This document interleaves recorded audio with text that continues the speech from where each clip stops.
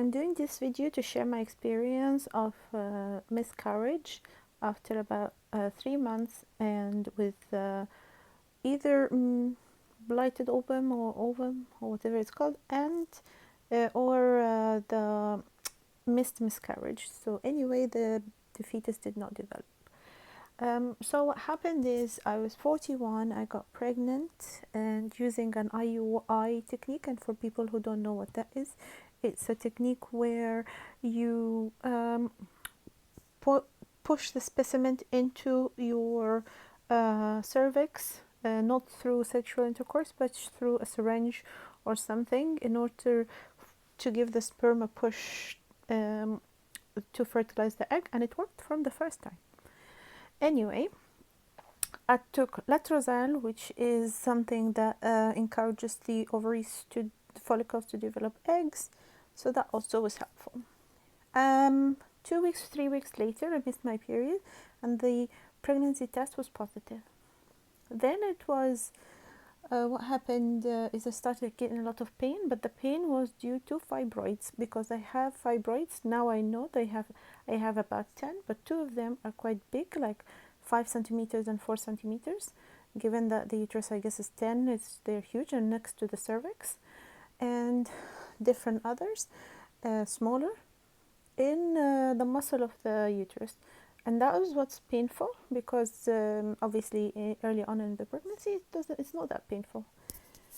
I went for checkups quite often, and eventually at one point they said to me the fetus is not developing. We were going on a trip, so we already knew that the fetus is not developing. So we went, and one night at 6 o'clock in the morning, I knew that this is happening, so it wasn't shocking. So I found like a little blood, just a little, and so I went to the toilet, and within an hour the blood started getting more and more and more and more. So what I have done is I stayed in the toilet for 6 hours, from 6 a.m. to midday, because I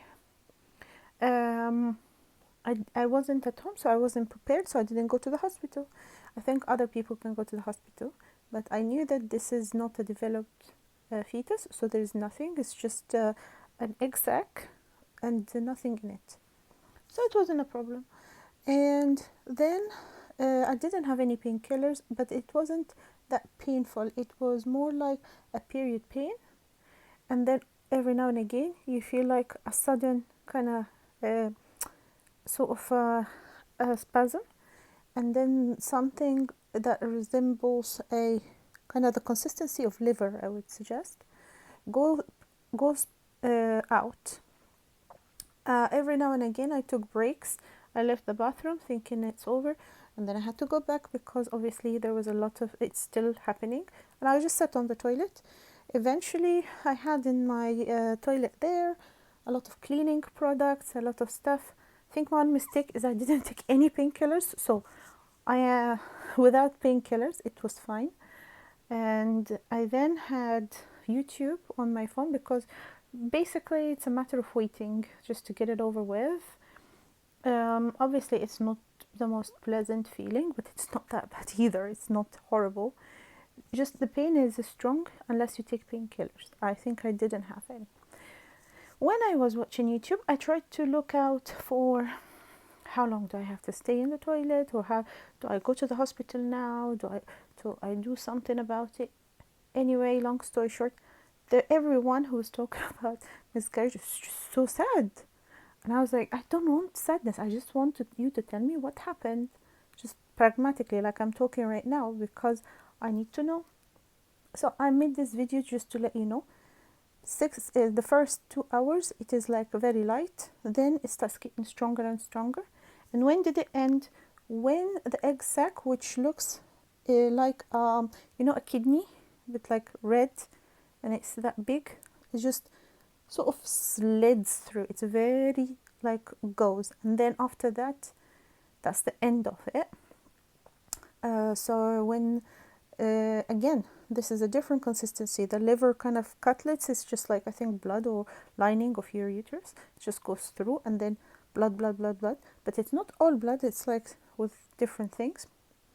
I told my husband, he got a little teary, but then we talked about several things. It's just normal. Laughed a little, joked a little, but not like forcefully, just normal. And then take a break outside the toilets, and then I go back. And then, to be honest with you, I just watched a movie. It's like being on a flight. You just watch things and distract yourself. Don't be sad, because right now, be pragmatic. Just look after yourself. You can be sad later. Okay. At the end, I had painkillers and I had to have some food. I didn't even have a lot of food. We had to go to the supermarket to get like some food and some juice and water. And then I went out for a walk and we hiked, and we just normal day, just a lot of walking. And obviously he went and bought me sanitary pads. The bleeding is not that much afterwards, so you have finished after like 6 hours in my case. And the you will not need a lot of pads. Just get a big one and have one in your purse, and then it should be okay. You can afterwards process it. Sometimes it's good, sometimes it's bad, but the most important thing is, if in my opinion, if you don't make it a tragedy then and there, it's not going to be a bad memory for you. And then when you move on and to try harder and to try again for pregnancy, you're not going to be sad and your cortisol level high. Remember, pregnancy is all about hormones. So anyway, if you are going through miscarriage right now, it's okay. It's not that bad. Okay, bye.